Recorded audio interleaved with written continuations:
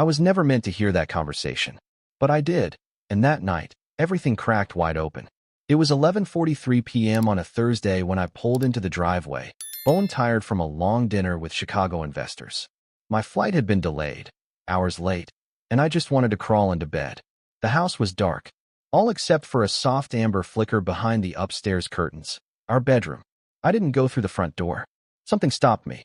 Maybe it was the unfamiliar black Audi parked beside mine, glossy and silent, its vanity plate reading Grites. Maybe it was instinct. Or maybe it was the slow-burning suspicion I'd kept swallowing every time Sarah turned her face slightly away when I kissed her goodbye. So I crept around back. Quiet. Careful. I stepped over the coiled garden hose I'd been too busy to roll up, slid the glass door open just enough to slip inside. The dog didn't bark. He was locked in the laundry room. That was the second red flag. I passed through the kitchen, past the fridge where our memories clung, our Cabo wedding, Mia's graduation, and stopped at the foot of the stairs. That's when I heard them. Voices. Two. One was hers. Sarah. The other? God help me. It was Mia. She's not going to find out, Mia whispered. She might, Sarah giggled, like some schoolgirl sneaking cigarettes behind a gym. He's not as dumb as he looks. Then her voice dropped, laced with hunger. Even if he does, I don't care anymore. I need this. I deserve this. I froze. Air turned to glass in my lungs. My mind scrambled to catch up. My ears rang.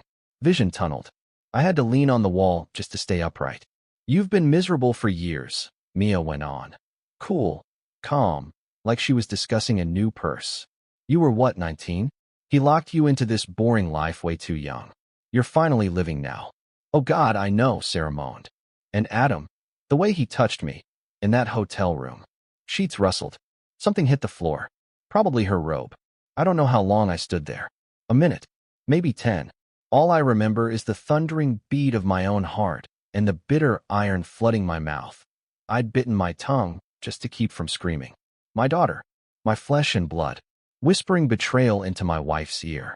And Sarah, my wife, giggling in my bed, with another man, while I stood beneath them like a ghost watching his own funeral.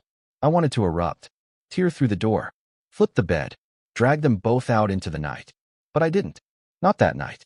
I turned, slipped back through the glass door, got in my car, and disappeared into the dark. Not because I was weak, but because I needed time. I needed clarity. And above all, I needed a plan. Because this wasn't just betrayal. It was war.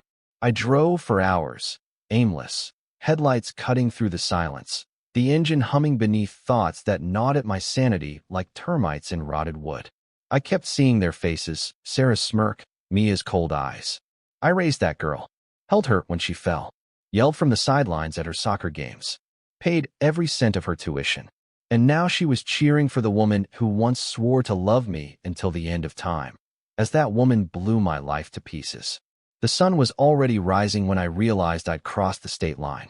I stopped at a gas station in Indiana, splashed water on my face in a filthy mirror, and stared at the stranger glaring back. Bloodshot eyes. A shadow of stubble. Rage pulsing under my skin like magma, ready to blow. When I finally got home that evening, the Audi was gone. So was Sarah. But Mia. Mia was in the kitchen, sipping orange juice like it was any other night. She looked up, smiled, like she hadn't just plunged a knife in my back. You're back, she said, casual. I stared at her, just for a beat. She didn't flinch. Where's your mom? I asked. Out, she shrugged. Dinner with Taylor. Girl time. I didn't respond. Just grabbed a beer from the fridge, leaned against the counter, and watched her. She looked up from her phone, same smirk tugging at the corners of her mouth. You okay, Dad? She asked. That word. Dad. Like it still meant something. Like it wasn't soaked in blood. I wanted to scream. I wanted to smash the bottle, demand answers, tear the truth out of her with my bare hands. But I didn't. Not yet. Instead, I just muttered, yeah, just tired. Long drive, long night. I let myself collapse on the couch and pretended to drift off. Waited in the dark silence, listening for the last shuffle of footsteps upstairs, the final door click. When the house was still, I rose. Quiet as breath. I didn't know what I was hunting, maybe a text, a receipt, some stupid, careless mistake. But what I found shattered me. Sarah's iPad was on the nightstand, still synced to her cloud, still signed into messages. And there it was. A horror show on glass.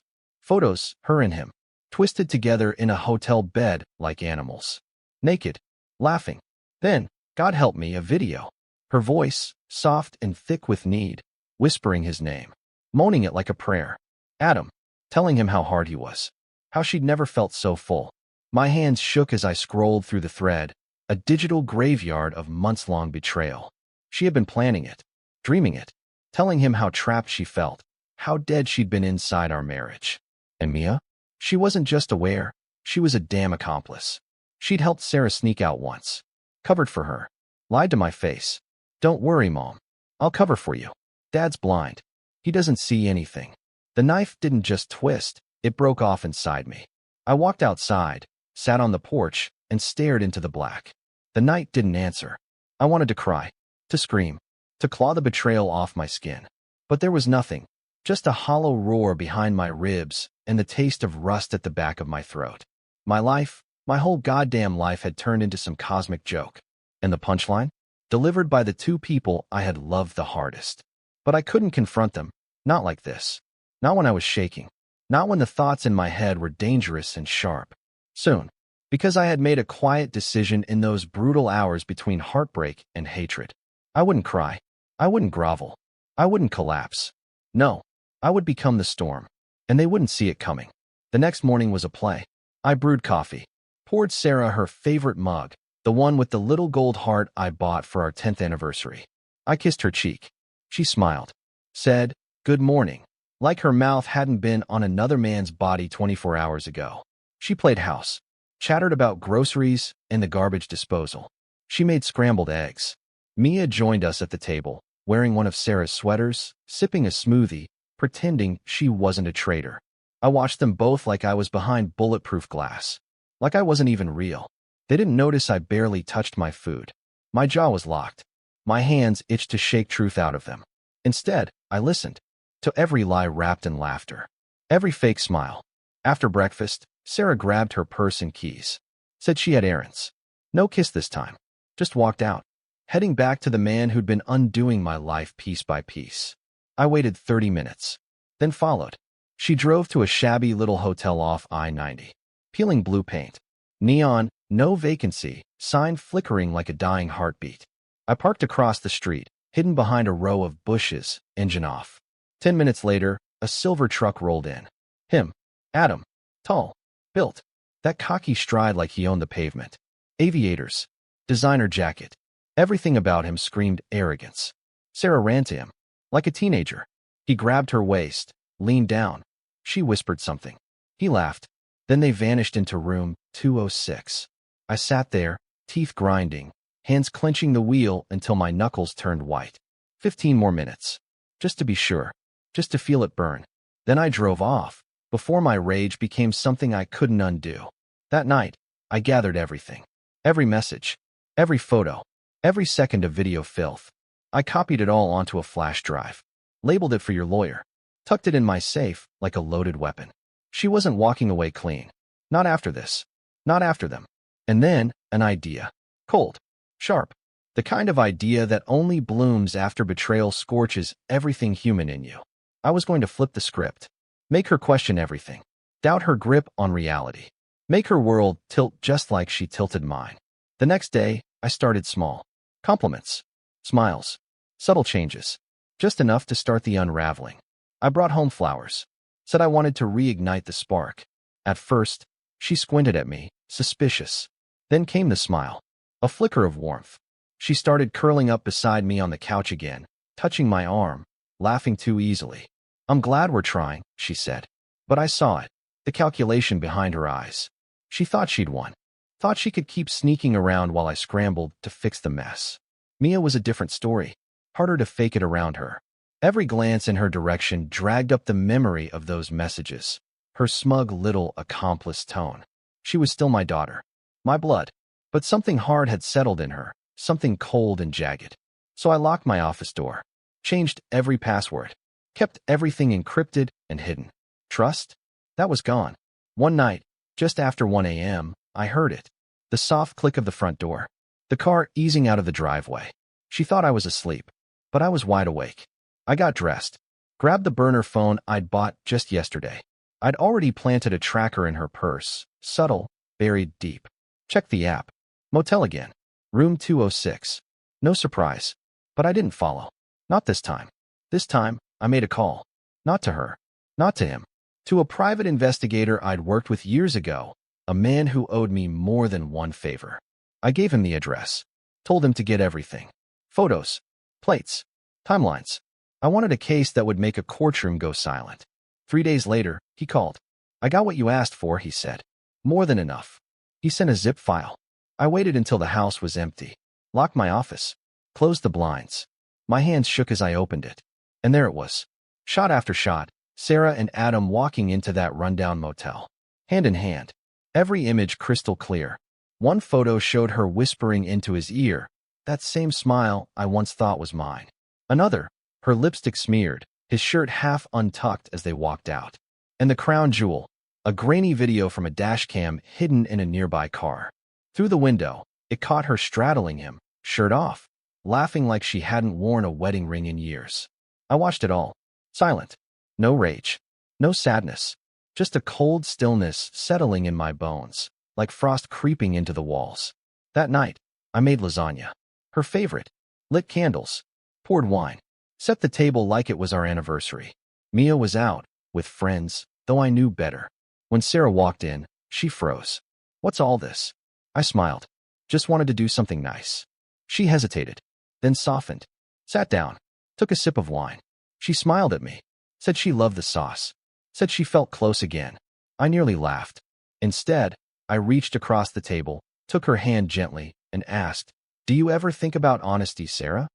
She blinked. "What do you mean?" "Just truth. How much it matters. In a marriage." There was a pause. Her smile faltered. "Of course, why?" I stood, walked to the side table, pulled out a slim folder, dropped it in front of her plate. She stared, then opened it. The first photo, her and Adam walking into the motel. Time-stamped. Her fork froze halfway to her mouth. She flipped the page. Another photo. Then another. Then, still from the dash cam. Her mouth opened. Nothing came out. I sat back down, looked her dead in the eye. "Go ahead," I said. "Explain it." She shoved the folder away. This isn't what it looks like." "Don't," I said softly. "Don't insult me with lies." Her eyes welled up. Maybe guilt. Maybe performance. I didn't care anymore. "I didn't mean for this to happen," she whispered. "Really?" I said. "Because it looks like you meant it for a long time." She stood up, backing away from the table like I'd struck her. "You've been spying on me?" I leaned in, voice low. "No, Sarah. I've been watching you burn down everything we built. And our daughter, your daughter, helped you light the match." She froze. "You think I didn't know?" I hissed. "I heard you. That night. Upstairs." Her lips parted. "You were laughing. And Mia was right there, encouraging you. She called me blind." I shook my head. "You really thought I'd never see it, huh?"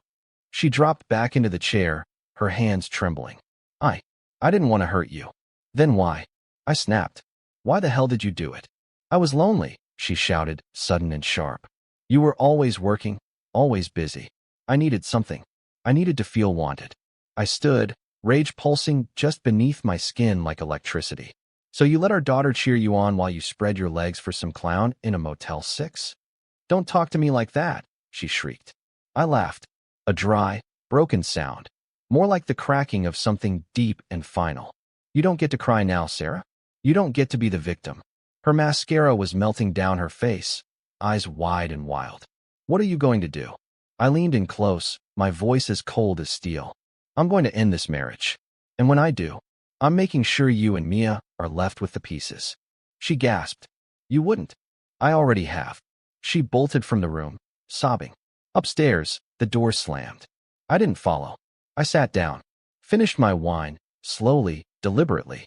I wasn't done yet, because Mia didn't know what was coming, and I was saving the best for her.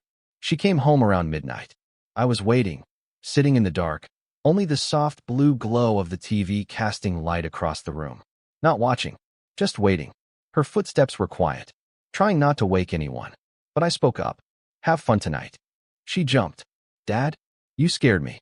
I didn't answer, just stared as she crept into the room, wrapped in one of Sarah's old hoodies. Her eyes flickered with unease as she got closer. You okay? I nodded slowly. Yeah, I'm good. Had a long talk with your mom. She tensed. Oh, I let the silence hang. Let it stretch until it became unbearable. She told me everything, I said finally. And by everything, I mean what you already knew. Her face dropped. The man. The motel. The lies. She looked away. I didn't mean to hurt you. I almost laughed. Didn't you? Because from what I heard, you were coaching her through it like some twisted life coach. It wasn't like that, she mumbled. I was trying to help her. She was unhappy. And you thought the solution was to help her cheat? She was going crazy, Dad. She felt trapped. I stood, calm and quiet, and saw fear flicker across her face for the first time. She could have come to me. We could have talked. Got therapy. Taken a break. But you, I pointed at her. You gave her permission to destroy me. You, my daughter. I didn't know it would go that far. She filmed it, Mia. Let him touch her in ways I can't unsee. And you made her feel like it was okay. Tears welled in her eyes. She hugged herself, rocking slightly. I was trying to protect her, she whispered. Then who the hell was protecting me? She didn't answer. I turned, opened a cabinet, and pulled out a thick envelope. Dropped it on the table in front of her. She stared at it through blurred vision. What's that? Copies, I said. Videos. Photos. Messages. One's going to your school's ethics board. The other? To your grandparents. Her jaw dropped. You're serious. Oh, I'm more than serious. You think betrayal doesn't come with a cost? I don't yell, Mia. I don't throw things. I erase people. Quietly. Completely. You're ruining everything. No, I said. You ruined everything. I'm just taking out the trash. She bolted up the stairs, sobbing. I didn't follow. That night, I slept in the guest room. Locked the door. Left my phone on silent. For the first time in weeks, my mind was still. It was quiet. Clear. For once, my mind wasn't racing. It was razor sharp. Sarah was already downstairs when I came down the next morning. Her eyes were swollen, her face pale and raw. She looked like she'd cried herself empty. She didn't speak. Neither did I. I just handed her an envelope. Open it after I leave, I said. Inside was everything. Divorce papers, a flash drive, and a handwritten note. You lied.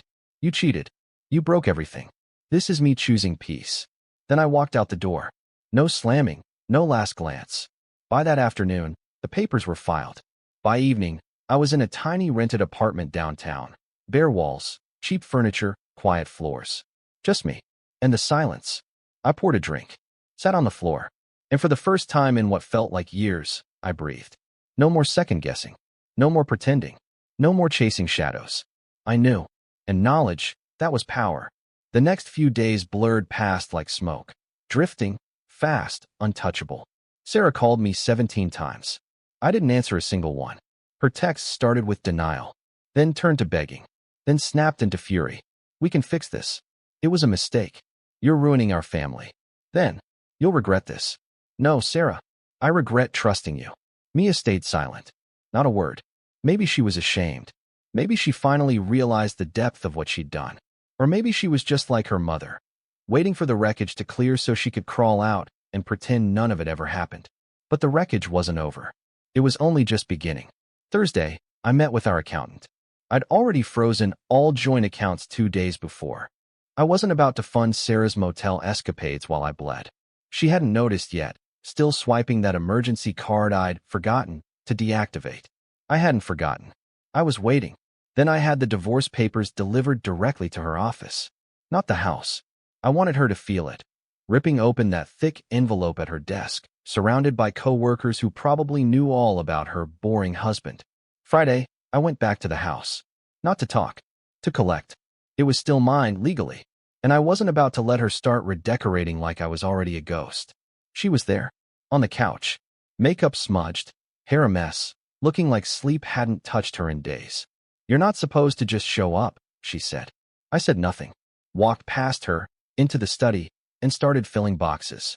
Can we just talk? She tried again, following me. Still, I said nothing. I know what I did was wrong. But Mia, she didn't understand the weight of it.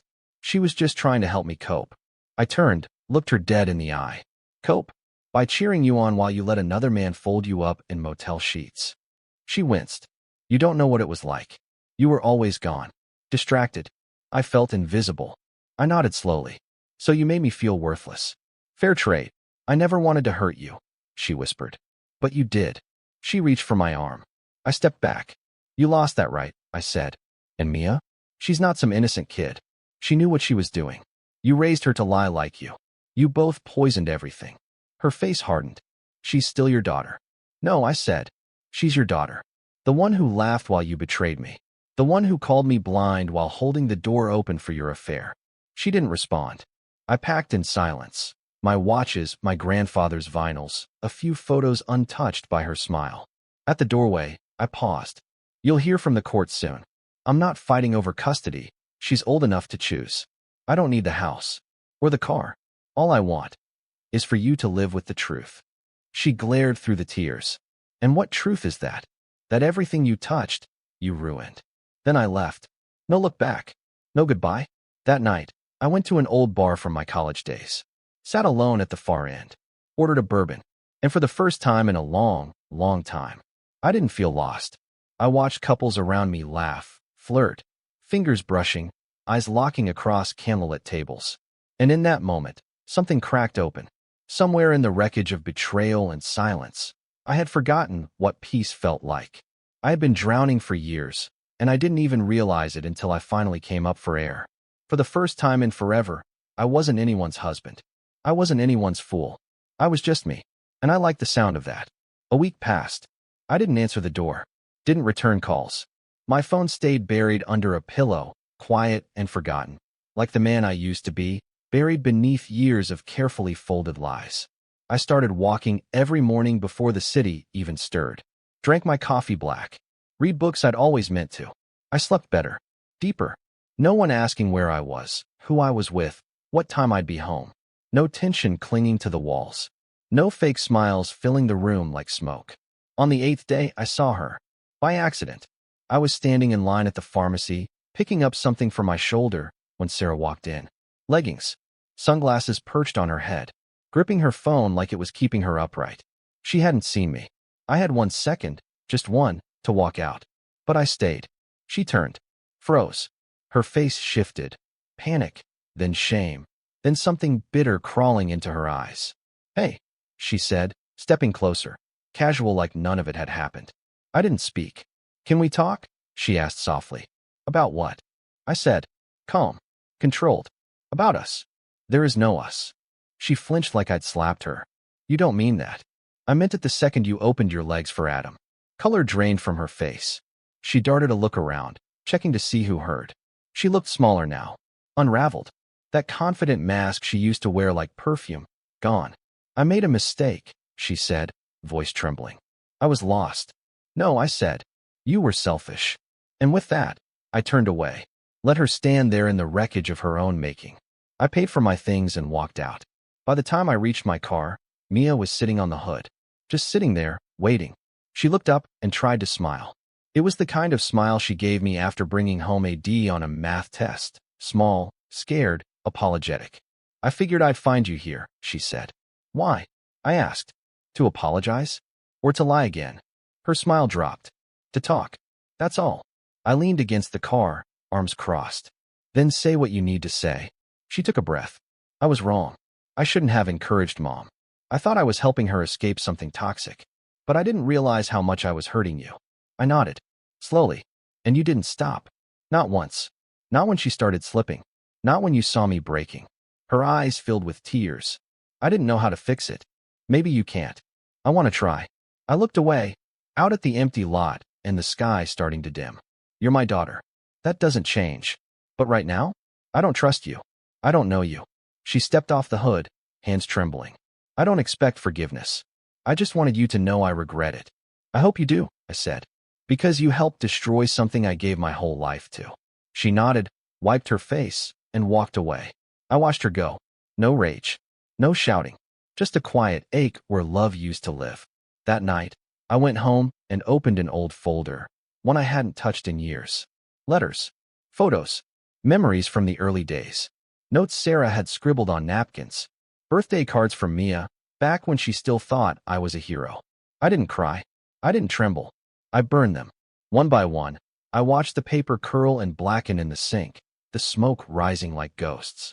When it was over, I poured a drink, opened a window, and let the cold air rush in. Some endings don't need fireworks. They just need silence. And I was finally okay with that. 2 months later, the divorce was finalized.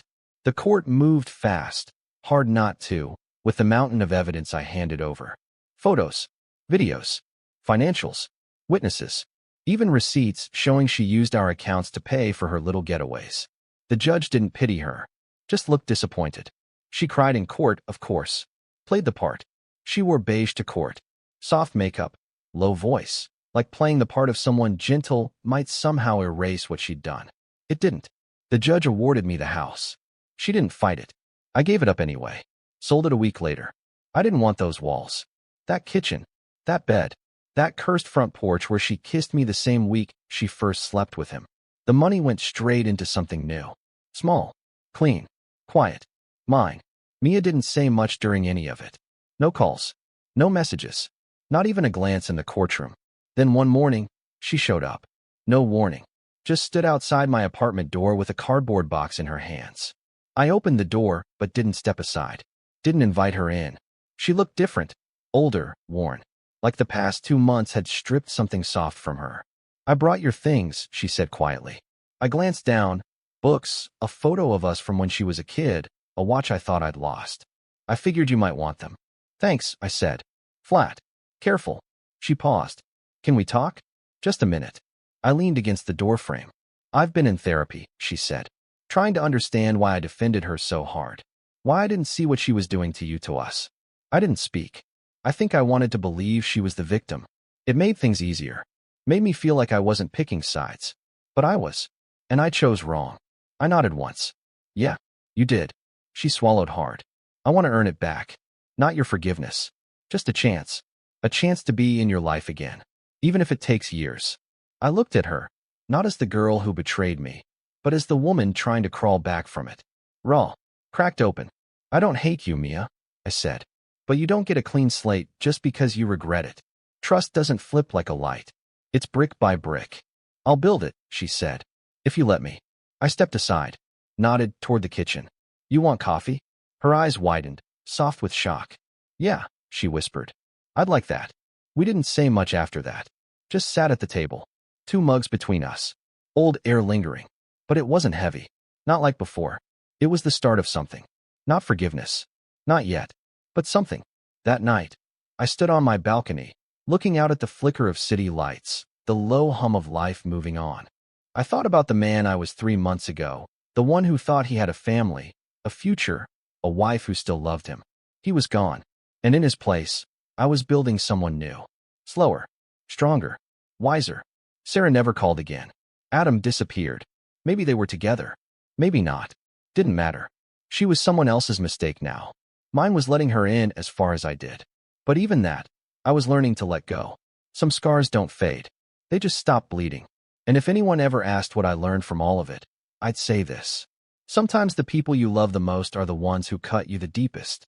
And sometimes, healing means finally stopping the bleeding for people who never once brought a bandage. The end came without thunder. No screaming.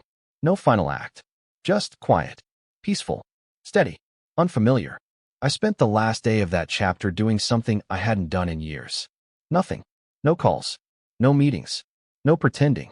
I walked through the park. Watched an old couple feed ducks. Watched a kid fall, cry, then laugh when his mom picked him up. Life moved on. It always does. When I got home, I opened one last box I hadn't touched. Inside, an old leather journal I'd forgotten I ever kept. I flipped through it. Happy entries. Sarah, pregnant with Mia. Mia's first word. The day we bought the house. My handwriting back then, full of hope. Full of dreams. Naive, maybe. But I didn't tear those pages out. Didn't burn them. Because as brutal as the end was, the beginning had been real. And nothing that came after could erase that truth. People think betrayal kills love. But it doesn't. It kills trust. It kills the softness. It kills the safe. But love, real love, it doesn't die. It morphs. Hardens. Fades into something colder. It folds in on itself. Until all that's left is a scar. Where something beautiful used to live. But scars don't hurt forever. Eventually, they just remind you how strong you became. when everything collapsed. That night, I closed the journal, locked it away, and poured one last drink. Not out of sorrow, but out of goodbye. To Sarah, to the man I used to be, to the family I once fought for. And then, I raised my glass to the future. Because I wasn't broken anymore. I was ready to begin again. This time, on my own terms.